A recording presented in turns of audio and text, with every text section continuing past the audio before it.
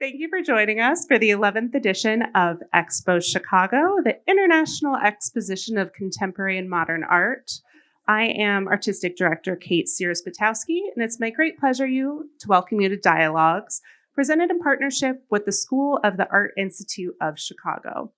Dialogues offers panel discussions, conversations, and provocative artistic discourse with leading artists, curators, designers, and arts professionals on the current issues that engage them.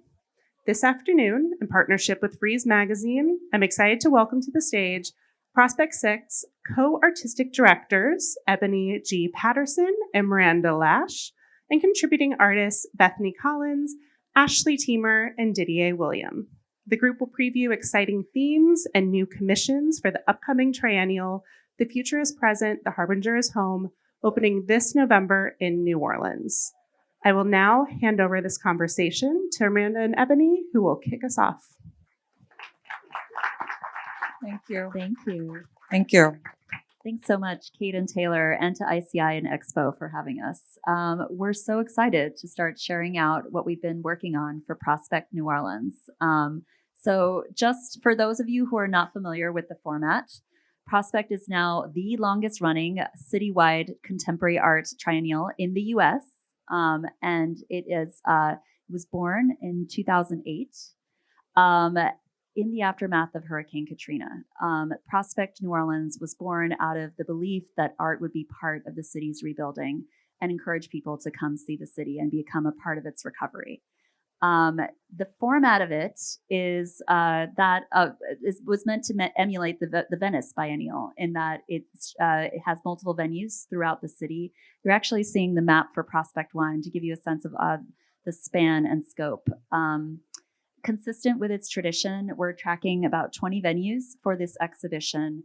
And Prospect has always been a place to see new work by artists and really see the forward edges of their practice. So it's 49 artists, and the vast majority of which are new commissions. And we're so honored, the two of us, to be here with Didier, Bethany, and Ashley today. We feel so privileged to be in conversation with you.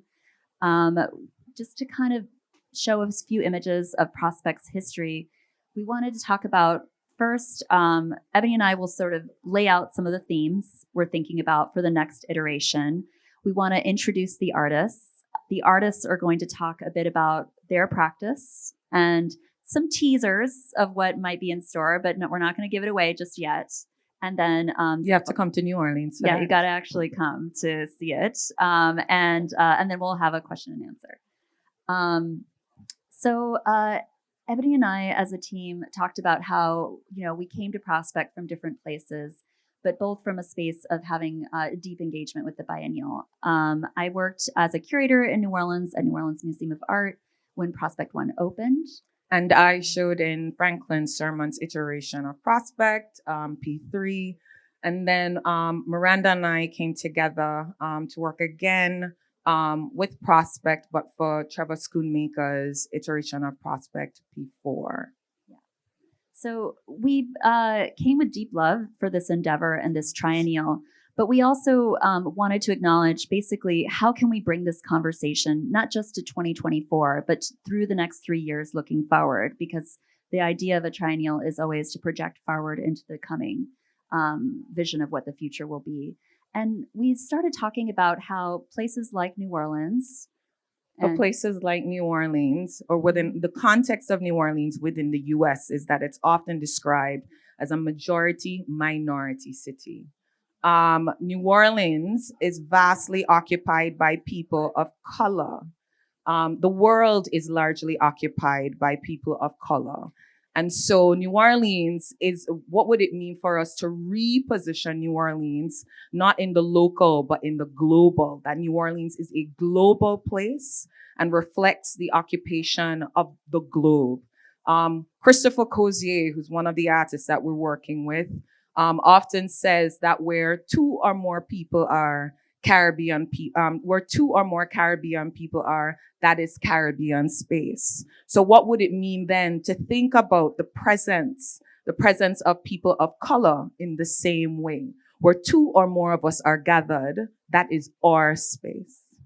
Yeah. That's right. So we basically wanted to acknowledge that because New Orleans is grounded in a tourism economy, and like other places grounded in tourism economies, it's always couched within conversations of exceptionalism. People come to New Orleans and they say, it's not like any other place in the US. Or they even say things like, it's not part of the US. It's like I'm in another country. And we actually thought, without taking anything away from what is unique about New Orleans and the deep histories that are there, we wanted to put it into a global conversation. Because we recognize that New Orleans has way more in common with a lot of other geographies outside of the U.S. And that's part of the reason we wanted to center it in a global discourse. That's right. The other thing also too is that a lot of triennials and biennials and large scale exhibitions within so-called first world economies will often say that they're having an international endeavor, and what they do is pull on the diaspora that sits at their feet. And so what does it mean then to not engage the communities where these artists actually come from originally? What does it mean then to suggest that only if we pass through your lens that there is value? What does it mean then to not acknowledge the communities, the existing art communities that exist in these spaces? So we thought, what would it mean for us to have a conversation with the rest of the world in New Orleans, where New Orleans becomes a place where all of these considerations unfold? I often joke that the US is the only place that has a World Series, but they're the only ones who are participating in it. It's true. So we started thinking about, what do regions like, looking at historic patterns of migration, forced and voluntary patterns of migration through New Orleans. And we started thinking about regions of the world that share these commonalities between experiencing the immediate effects of climate change, right? Living in close proximity to climate change, being places of color, being sites of extraction, particularly of labor. We want to talk about the extraction of resources, which is a huge issue in Louisiana, but also how are countries regarded as sites of extraction in terms of the labor of their peoples. So we talk about these places as, in a way, living in the future, because whereas other regions of the world have this luxury of saying, oh, climate change is this thing far off, deep historical reckoning, it's coming, we'll get to it. It's been happening. That's right. Yeah, we're talking about New Orleans as a place where this has already been happening. Right. And so that's where the word also to harbinger becomes incredibly important. What does it mean to think about a harbinger not as something that is foreboding, but as a signal? We often think of a warning as something that's somehow noting danger, but a warning does not necessarily mean that something dangerous is happening. So we wanted to think about New Orleans as a gift. There's something to be said about the word exceptional, which Miranda mentioned here. Quite often, the exception is often noted or often thought of within the context of something that is good. But the word, but always posturing a place as exceptional also leaves space for dismissal and dismissiveness. That somehow it is this thing over there, and that it does not require the same kind of attention and needs like any other place. Yeah. And we also wanted to acknowledge the word harbinger holds the word harbor. It was actually, it's a military term for the one that goes ahead, the scout that goes ahead to pave the way for others, to make a safe space for those that are coming behind them. And so we leaned into that word, and we also wanted to talk about the word home, right? So what does it mean for the signal to the future to also hold the word home? Because yeah, and also too, what does it mean to think about places like New Orleans as a place of firsts, a place of firsts. A place of firsts. Yeah, and the idea of home is very dear to New Orleans. We're talking about a place with deep ties to neighborhoods, deep ties to families, deep culture. And so the idea of where New Orleans is grounded and what it is, and what does home mean, especially at a time where staying is not a given. Is a place still your home if you can't live there anymore? Does it stop being your home the moment you leave? How many people in this world don't have the privilege of staying in the place they grew up because they have to seek opportunity elsewhere? Do those places stop being their homes? And so we started talking about what is home, and we also started talking about who is home. who is your home? If it's not grounded in physical place, what is it grounded in? So just to go back briefly, that's where we got the title. The future is present. The harbinger is home. And then we put together a list of 49 artists, who we believe are dealing with these issues, or say grappling with these issues through their own individual practice. And it was important to Ebony and I, when we were thinking about which artists to pull forward, we did not say, make something new just for New Orleans. We actually approached them and said, what would it mean to make your best work now? That's And not just right now, but 2 years from now. Because Miranda and I also understand that our role as ADs in this capacity is also to harbinger for Prospect. We understand that biennials and triennials are often spaces that project the next set of leading voices in the conversation. So what would it mean for us to think about artists who would somehow help carve the way forward in terms of possibilities and considerations? That's right. So I think then, just on the basis of time, I'm going to go ahead and start introducing our incredible artists. I'll begin with Bethany. Bethany, thank you so much for being with us today. Bethany, I'm going to read your bio briefly and turn it over to you. Bethany was born in Montgomery, Alabama, and lives and works in Chicago, Illinois. Bethany is a multidisciplinary artist whose conceptual practice examines the relationship between race and language, centering language, its biases, contradictions, and ability to simultaneously forge connections and foster violence. Her works illuminate America's past and offer insight into the development of racial and national identities, drawing on a wide range of documents ranging from 19th century musical scores to the U.S. Department of Justice reports. She erases, obscures, excerpts, and rewrites portions of text to bring to the fore issues revolving around race, power, and histories of violence. So thanks, Bethany. I'm going to turn it to you now.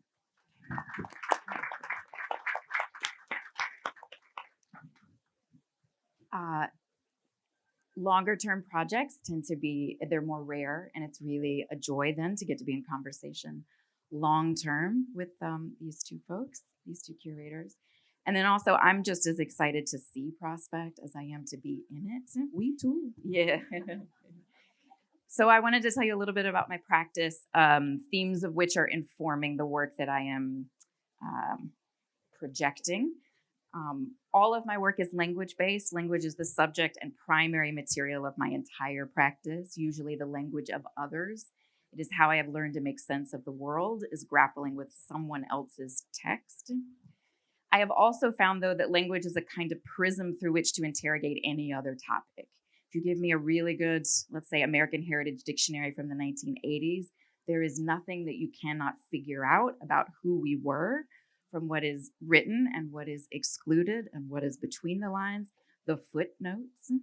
That language in our archives, these kind of tomes of language, they hold our world at any given moment, for better or worse. So I wanted to mention the first series is the Odyssey series. This won't be in Prospect, but the ideas of it are still palpable for me, and they're informing the work that I'm making. So the Odyssey series is one of the first works that I made after the 2016 presidential election. Emily Wilson is the first woman to translate the Odyssey into English, 2017. This ancient text of exile and homecoming and strangeness among people who should feel very familiar to you, the Odyssey. This expectation also that after 400 years, at least, of translations into English, that the text would be a kind of settled law, that we would at least know what the water was doing that Odysseus is looking out on in Book 13, and we do not. The water in some translations was whispering or deaf resounding or hoarse and tumultuous and deep-voiced and booming, etc., etc. That often these translations over centuries are in direct opposition to each other. That's my happy spot, is the contradiction of language, because it allows me then to struggle with the inherent duality of language. Like, if it's supposed to make sense of the world and be a reflection of who we are at any given moment, it should work. And yet it has a kind of grand capacity that if we can find just the right words, then there should be nothing that we cannot communicate about and know about one another and resolve and all those good things. That's its potential, its inherent potential. And also on the flip side, that language is very human. It is of us. And so it has this inherent fallibility. It's just going to fail. But capacity and failure then are always embedded in the text that I am seeking. So I'm always looking at book 13 within the Odyssey, when Odysseus finally, after 10 years at war, the Iliad, and 10 years weeping on every wrong shoreline he lands upon. It's a wordy text. 10 years and losing all of his men, all of it, that he finally stands on the shoreline of his own country, finally looks around and does not recognize the place. And that finally felt like it was a kind of balm in that post-election moment, that the same shoreline can feel simultaneously familiar. You know it. And also, I do not know this place. Right? And the betrayal of that kind of embedded within the text. So I'm always comparing at least two translations of the Odyssey to find their distinctions. Maybe you can't read it, but the one on the left is from 2000. Everything is erased using a spit and an old school pink pearl eraser. Spit is more acidic than water. It eats into the surface of the page. On the left, though, what's left legible is, it was his homeland he missed as he paced along the whispering surf line, utterly forlorn. That's a 2000 translation. In 2017, that translation shifts. So weeping for his homeland, he went limping along the shore of the loud roaring sea with many a groan. That is from the same origin text, but it is two very different ways to say the same thing. Do I have the clicker? Mm-hmm.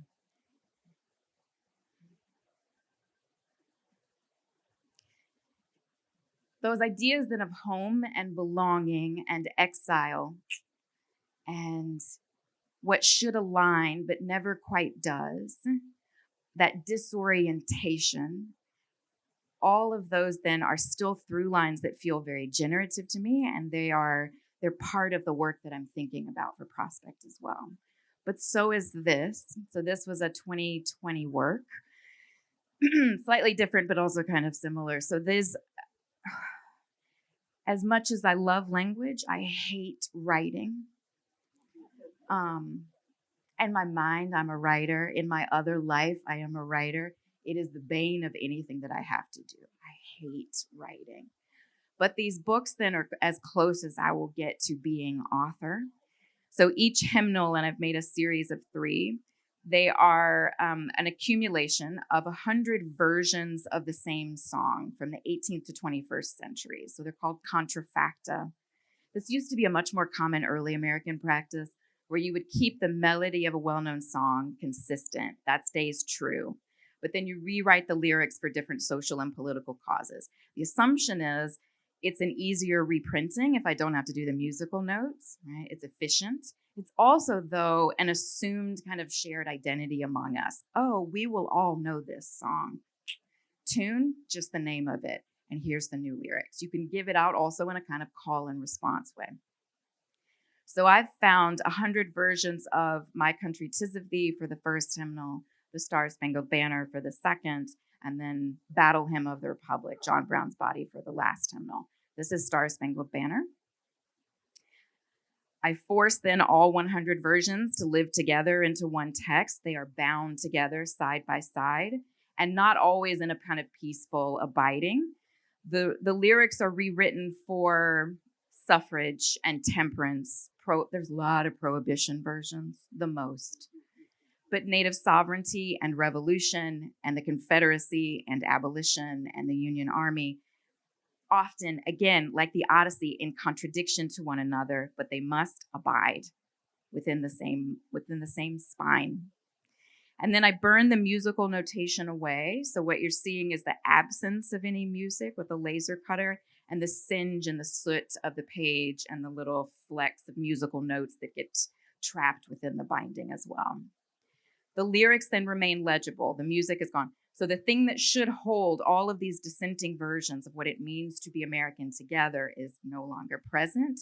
You are only left with 100 dissenting ways of thinking that we belong together in this place.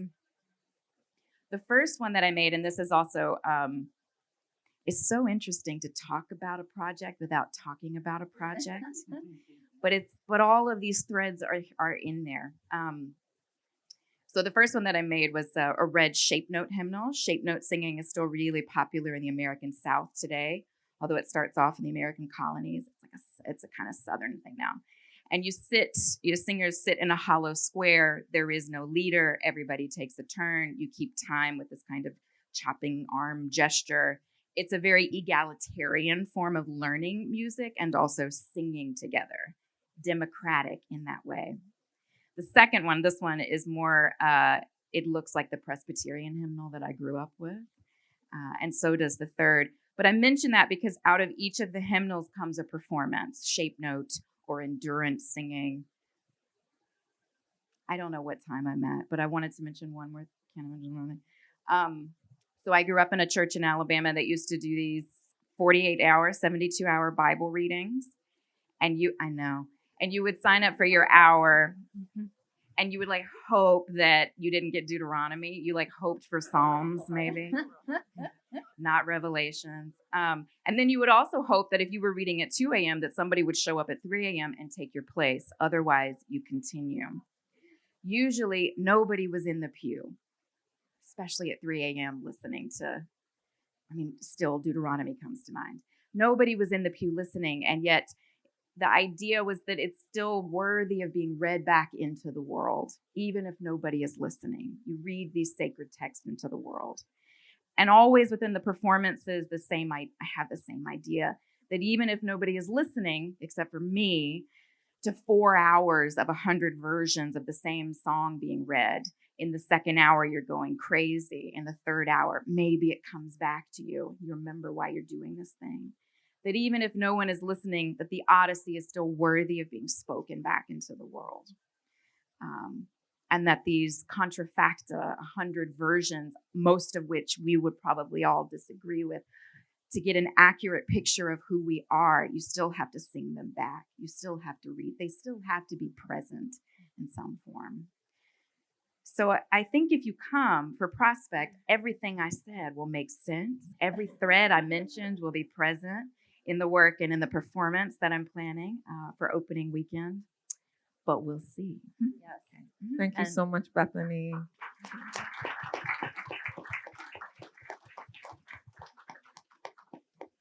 Ashley Tima grew up between New Orleans, LA, and Lake Providence, Louisiana. Thank you. New Orleans, Louisiana, and Lake Providence, Louisiana. Her collages explore the relationship between the body, nature, space, and time. As an artist and DJ, she uses her work to creatively intervene with indoor and outdoor architecture, revealing the malleability of our built environment. Through layering images, Tima charts invented landscapes where dialogues between divergent moments and relationships are bridged. Ashley Tima. Thank you. Thank you. Oh, it's on. Okay, I'm going to start with a different. Thank you, everybody. Thank you all for coming. Like they said, my name is Ashley Teamer. I do have a paper because I want to make sure I say what I want to say. So, I make collages. Everything I do is a collage. I kind of work in sound and in sculpture and found objects. But at the end of the day, painting, everything I do is a collage. And so I'm going to kind of explain an object that was in my grandparents' house that I think like really encapsulates how I think about my art practice. So I grew up going to Lake Providence, Louisiana every summer. It's North Louisiana, the top of the boot, if you know the shape of Louisiana. It is a boot shape. And at the top of the boot is Lake Providence, which is on a former bend of the Mississippi River. So the river is controlled by levees. This was a kind of bend of the river and it was cut off. So it's now a lake. And my grandparents they're both the youngest children. So my grandfather was the youngest of 13. My grandmother was the youngest of 3. And so their house was like a catch basin for all of the stuff of all those generations of people. And so as a young person in a rural town, I'm just like opening drawers and like putting on hats and just kind of like finding all the stuff. But my grandparents, next to their bed, they had a nightstand. And under the glass of the nightstand on both sides was a collage of photographs. And those photographs were images of me, my like immediate family, my sister, my brother, my dad, my mom as a young girl, my mom as a teenager, and then a bunch of relatives that I did not know who they were. But it was like this object that had a function, which was obviously a nightstand for you to put your coffee or water on, but then also a place where you can experience memories. So under the glass of their nightstands, they had photos of all different relatives, like I said, but the aesthetic of the collage was formed out of the function of living with memory. And so I think like when I approach collage as a two-dimensional object, but it can also be a sculpture, and it can also kind of exist in these different forms as a way of communing with memories and creating something out of a memory. And that also lived inside the architecture of the home. So I love that when y'all were talking about that, because their house became like a gallery or an installation of how memory existed as objects. And so that's how I approach my work. My practice is a blend of processes from painting, photography, and sculpture. So my work, you can see on this image, are created by using a sewing machine. So I make photos using 35 millimeter film and medium format cameras, GoPros, digital cameras, and they all produce different types of images. So when I'm walking around the world, I'm kind of like seeing an image as 2D, but then also I'm seeing the object as something that I could like use in a collage. And I print them and sew them together with different kinds of fabric and paper. And I join multiple images together that create this like tessellating surface that is kind of like this fabric of space-time, the 4-dimensional continuum of space and time, which everything in the physical world exists. It's like my spin on landscape painting, taking all these disparate moments and kind of sewing them together and making them feel like they're all kind of happening simultaneously. And fragmentation, simultaneity, and repair are kind of really 3 important things I think about. So being a person that, you experience fragmentation, maybe many different types of identities and experiences. New Orleans, in a way, feels like a fragmented space, but then it's constantly being repaired and brought back together by people and how they relate to each other. So the sewing machine kind of acts as a way of repairing these. So I'm going to go to the next. This piece is called You Are Now Tuned In. And in the center of this image is a photo that's been slightly manipulated of a building on Tulane Avenue in New Orleans. It's surrounded by snapshots of levees and second lines.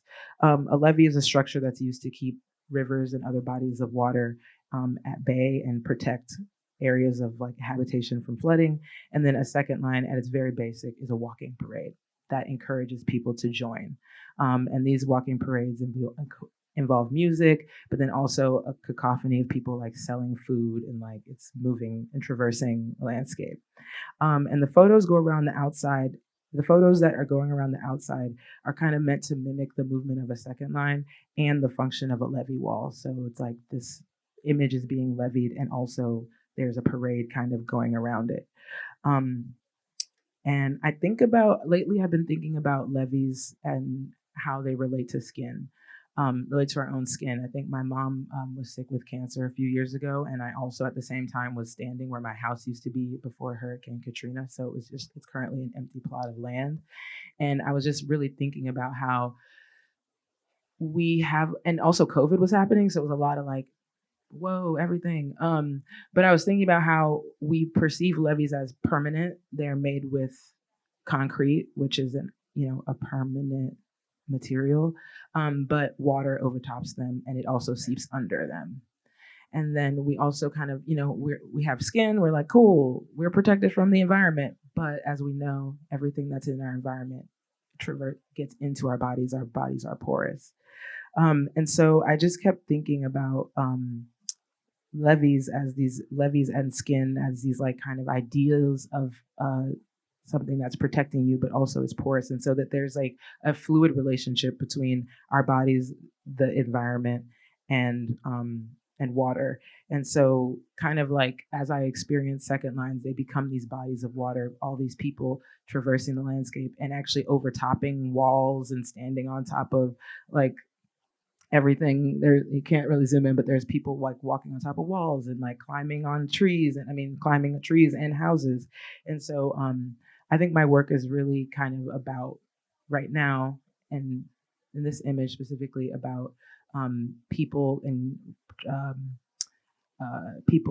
groups of people being like this uncontrollable body of water, and that people are always going to overtop barriers. They're always going to go beyond borders, and they can't be controlled in that way. So right now I'm working on a series of collages so for me, this is kind of like a reflection of the landscape. This is what it's kind of for me like to exist in New Orleans. But right now I'm working on a series of collages that imagine a new landscape. So kind of taking the reality of what it's like to be in a place that's constantly falling apart and being repaired, and imagining what it would be like if we lived in a world that was without levees, without borders, and where water and people were allowed to have free flowing movement. And that was really inspired by, being quick. But that's basically kind of like what I'm thinking about, is imagining new landscapes. And specifically in this piece, there are a pair of sneakers that have speakers attached to them. So this piece also emits sound. And sound is a really incredible way of recontextualizing an architecture. You can change the entire feeling of the space. If I just started playing music with like a lot of bass, this whole place would the vibe of this place would change. If I started playing classical music, we'd have a different experience. And so something that will be addressed in Prospect is how objects and sound can recontextualize the landscape and create a new gathering place, or redefine a space that has been defined by concrete, highways, overpasses, and things like that. Yeah, that's it. Thank you, Ashley. Thank you so much. It's my pleasure now to introduce Didier William. Yes, that's right. Didier. Didier was born in Port-au-Prince, Haiti, and is currently based in Philadelphia. Didier, you wrote such a beautiful text about your approach to painting. I'm going to read a statement that Didier wrote about his approach. He says, "My paintings image the resultant network that is formed when myth, Afro-Caribbean history, and personal narrative combine. The carved eyes in my paintings conscript the viewer into a flamboyant narrative made deliberately queer by refusing explicit sex and gender signifiers. In order to destabilize the performance of gender as a kind of cultural evidence of sex and sexuality, my bodies are intentionally void of such indicators. Similarly, they slip out of easily racialized categories and instead insist on a circuit of active looking between them and the viewer. In a manner akin to science fiction, viewers are forced to contend with a dissociated body, a body that is cloaked, patterned, adorned, perhaps even consumed with diversionary tactics." Thank you so much, Didier. Thank you, everybody. Hopefully this clicker will be nice to me. Thank you, Miranda and Ebony, for bringing us all together. And Bethany and Ashley, it's a pleasure to be on the stage with you this afternoon. And so for anybody who doesn't know my work, I'm a painter, printmaker, and primarily a figurative painter. I was born in Port-au-Prince, Haiti. My family and I moved to the United States in 1990. And I think right around my coming of age, my paintings became really interested in unpacking what that meant. I was 6 years old when we moved to the States. My brothers were 9 and 14. A lot of what I knew about the place that we left behind, the place that we call home, was pulled and culled from them and from my parents. And so as I became an artist who was interested in turning the gaze inward, naturally, I became interested in trying to figure out what it meant to be a queer, Black, Haitian immigrant living in the United States who makes paintings and prints. What does representation look like in that system? What does identity formation and racial formation look like in that system? And so it produced a body of work that was, as Miranda mentioned, deeply sort of fantastical and almost scientific in its understanding of the history that I was pulling together from many different sources: archival history, oratory, my own research, and then fantastical storytelling. So the earlier paintings, everything that preceded the one you're looking at now, were very much interested in the kind of performativity and the kind of science fiction. And right around 2019, just before my husband and I had our daughter, I started to think about home and what home meant and what grounding would mean in the paintings. Prior to that, I would often talk about the fact that the paintings were made as if I was extracting gravity from them and keeping every other representational tenet intact, so as to sort of be honest about the sort of ungrounding that happens in forced immigration, in immigrant communities that have to sort of resituate what home means. But right about 2019, I started to think about home. I started to think about ground, for many reasons, I think. But I think the preeminent reason was that we were about to have a child. And so I started to think, well, what does this ground hold now that my daughter is going to be born in this ground? She won't be an immigrant. This will be her home. So how can I think about the sort of ancestral legacy, the geographical legacy of this space that I am an adopted agent of, and that my daughter will be an ancestral agent of? And the painting in front of you was a painting that I made called Cursed Grounds, Louisiana Purchase. It was part of a series of landscape paintings in that moment where I was thinking about ground. And one of the spaces I started to think about, even prior to the invitation from Miranda and Ebony, was Louisiana and New Orleans as this space that shares a kind of ancestral history with Haiti. Not only an ancestral history, but a geographical history.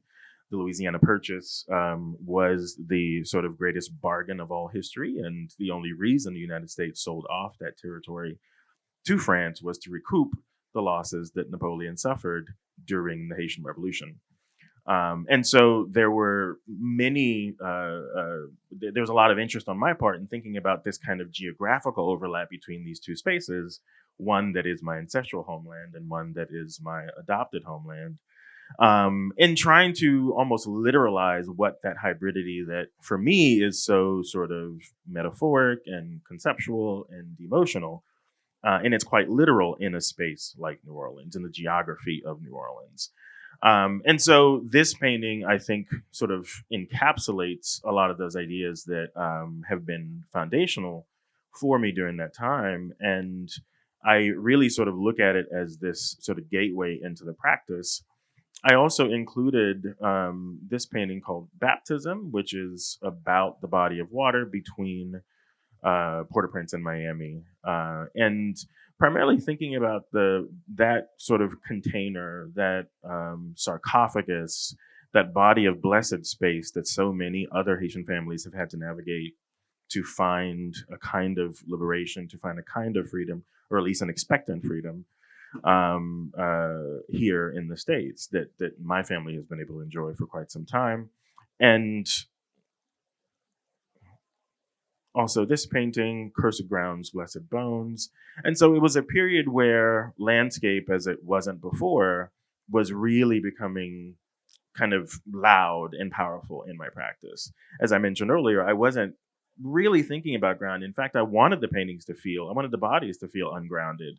I wanted them to feel sort of ethereal and as if they had this kind of lift and this kind of floating agency that, for me, attempted to resituate the implied trauma of immigration and attempted to sort of reinscribe that system with a kind of supernatural capacity to fly and a supernatural capacity to lift above the limitations of gravity. And so these paintings that came along that started to sort of image ground in this particular way, we're looking at Louisiana Purchase, we're looking at Lorimer Park, which is the sort of landscape that you see at the top of this work. During COVID, our daughter was 2 months when the country shut down, not even. And so COVID life and new parenting life for my husband and I were completely enmeshed. And around that time is when, all of us were sequestered in our homes. We were taking long walks and we were strapping her up in the Bjorn and going out and doing all these things really close to home. And all of these ideas about ground and about home and about what kinds of histories and subjectivities are packed in the geographies that we call home, even when they are adopted spaces for immigrant communities. That's when all of that stuff started to sort of enter my work in a really sort of big way, in a way that I really didn't anticipate prior to that time. And so the work that I am preparing for Prospect, excuse me, the work. No preparation for COVID. No preparation for COVID. We are not trying to go back to COVID. The work I'm preparing for Prospect is looking at specifically the Chafalaya Basin. And back in October, I went down to Louisiana and did some research in the basin and looked specifically at the cypress knees that are at the bases of the sometimes 1,000-year-old cypress trees that are in the Chafalaya Basin. And many of these trees were around at the time of the Haitian Revolution. And so initially, I was just focusing my lens on just the landscape and those trees. But while I was there, I met this amazing boat captain, Captain Ronnie, who was just like so excited about the landscape and just wanted to nerd out with us on the landscape. If my husband didn't have to go to the airport, he would have kept us there even longer. And he was awesome. And he said, well, if you think the trees are amazing, you should look at these cypress knees. And there are these sometimes maybe about 3 or 4 foot stumps that are at the root bases of the cypress trees. And they remain a sort of scientific enigma. So scientists and botanists don't quite know what their functions are for the cypresses. They don't oxygenate them. They don't retain water. They're not fruit bearing. They don't populate leaves.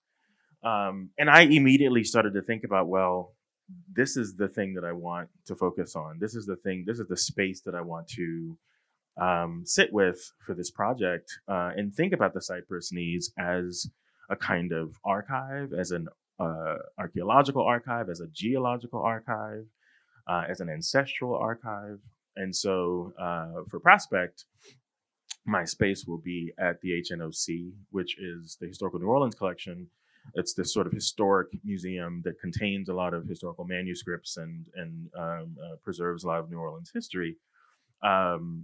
I will make a project that is looking at that history, the primary archive of that history actually being the ground itself, the landscape itself, the geography itself. The figures that you normally see in my paintings will be emerging and made of these cypress forms that are coming directly out of the ground. And they'll be surrounded by 8 large-scale paintings that are depicting scenes very similar to the painting that's in front of you now, but except cypresses. This one is Lorimer Park in Pennsylvania. But the paintings will be depicting scenes of the cypress trees from the Chafalaya Basin. And the sculptures themselves will be, if you can imagine, the figures jumping out of my paintings and being in the actual space, each about 12 feet tall. And I'm getting the signal from the back that I need to wrap up. So thank you so much.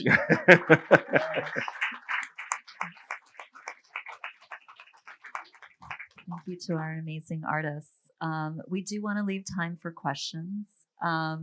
If we could throw the artists kind of a conceptual question that we've been thinking about for each of you is if you could briefly describe for you who or what is home.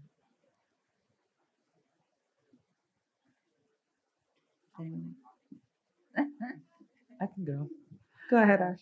I think I realized recently the river itself, because like I said, I grew up going to my grandparents' house, which is on the river.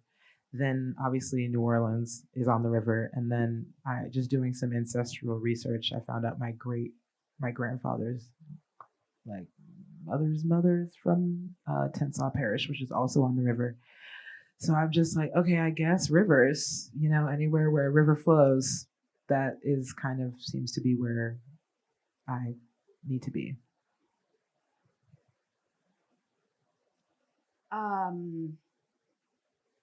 I mean, Alabama is home, but the idea of home feels so I fall in love pretty easily. But to know a place, I'm realizing like that's decades. You can fall in love quick, but to describe someone, to really know them, that takes years. Yeah, you all went, yeah. So my sense of home and is a place that I love that doesn't always love me in return, that I know intimately because of years, but that I probably will not live there again. It's also a place that I don't know, that it still feels like it's calling me, and I don't know what to do with that pull because I'm not going back. Those kind of complicated relationship to home is what I think about. I think there's many ways I can think about answering this. The short answer is home is wherever my parents are. And right now that means Miami. And I think having become a parent in the last 4 years, home is wherever my children feel safe. But I also think about growing up as a 6, 8, 10-year-old immigrant in Miami, and my parents getting cassette tapes from Haiti that were audio recordings of aunts and uncles and cousins, filling them in on the last 5 months worth of activities, who passed away, who got married, who had kids. My parents having Haitian radio playing on in the living room so that we could stay alert and abreast of what was going on back in Haiti.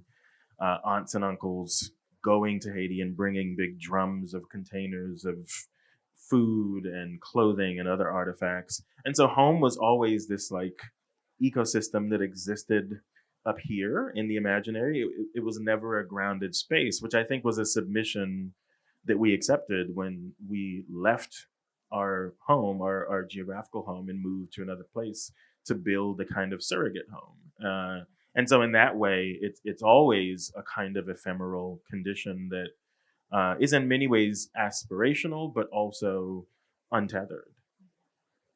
Miranda, who, where, or what is your home?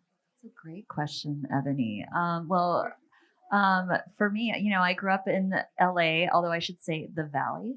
And I've told Ebony for a while now, like, if you need to really understand me, you need to visit my giant Mexican family in the Valley. That's I feel like I operate as one of a hive. It's actually a key to understanding how I think. And New Orleans is, it's I think of New Orleans as a home, even though I didn't grow up there. It's the city that raised me as a curator.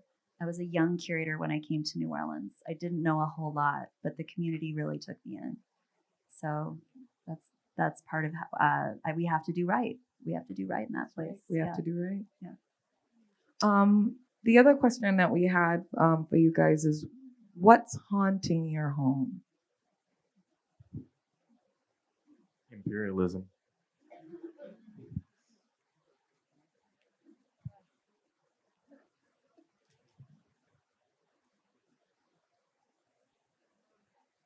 The oil and gas industry.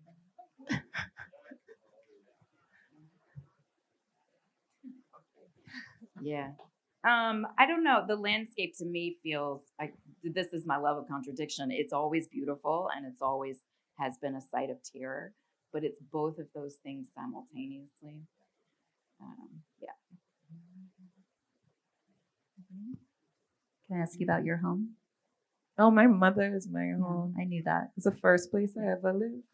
First place I learned to love. First friend I ever had. First place that ever fed me. Wherever my mother's feet is, that's where my home is. All right. Who else has a question? Are there any questions from the Are there any audience? questions from the audience?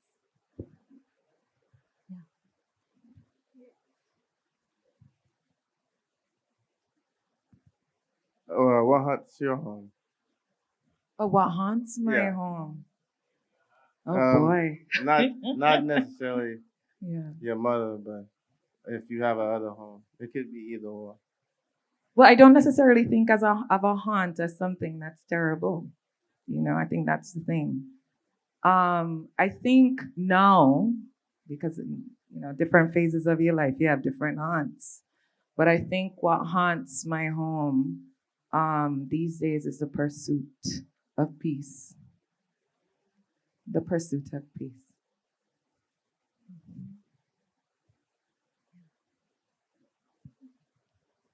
So you both have been involved with Prospect over the years in various ways, as in Prospect 1, if I'm not mistaken. She's in 3. Okay. She's Okay. in 3. Yeah. I forget, but I am wondering how you feel as stewards of the next Prospect, having already a legacy with Prospect. Yeah, that's a great question. Yeah. Like stewards of the next prospect. I mean, I think Miranda and I love to say that Miranda and I are old school, in the sense of we recognize the work that happened before, and that our responsibility is to build on work. I think also too, in recognizing that you're building on the existence of work of other people, is also to remove your ego from the challenge. One of the first things that I've said that Miranda doesn't love hearing me say is that we will fail. Like, what does it mean to recognize first that we would fail, and then to address and to build the considerations around the show from that place. And so we recognize also too, like, the sense of responsibility that it means to advocate for people, to advocate for people's work, but also to advocate for people's work in a place where, like, the nature of an exhibition of this kind is also like a tent. It comes into town, it does its thing, and it moves on. Like, we also have to recognize, or in also recognizing the nature of our work, that it too can seem as being extractionist, right? And so what does it mean? The other word that we also wrestle with is host. Host can be seen as being parasitic. So what does it mean then for us to think about the buy-in, right? What would it mean to change the word from host to hold?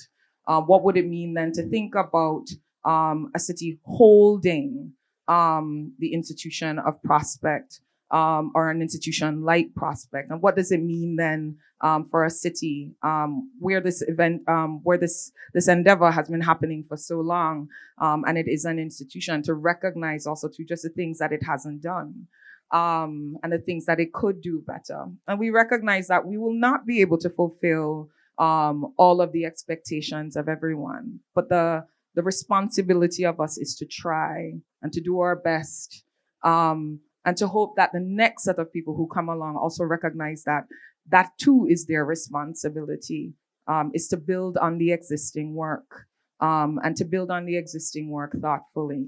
What does it mean to operate not from here first, but here first and then here? I think we're at time, but Prospect opens February. Prospect opens. Sorry, at the end already.